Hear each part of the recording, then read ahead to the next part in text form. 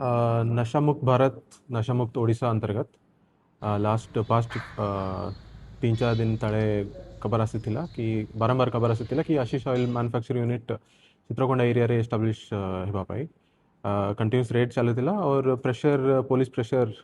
पड़िला परे समाने hashish oil manufacturing unit को शिफ्ट करबा पाई चेष्टा करुଥିଲେ और आज बड़ा सफलता मिलुची Chitrakonda police specially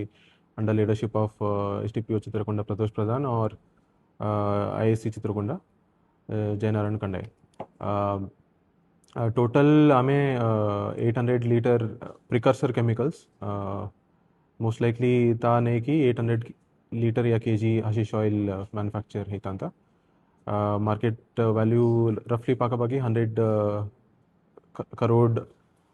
market value hashish oil manufacture होता सहित 2 kg hashish oil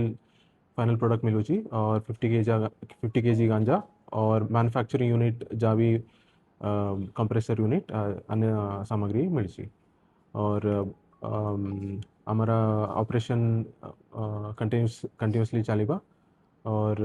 enforcement NDPS continuously चलेगा। Thank you. प्रिकर्सर केमिकल मिलूची that is equivalent to manufacturing of 800 kg hashish oil. तो 1 kg hashish oil market value अच्छी 12.5 लाख तो से हिसाब रे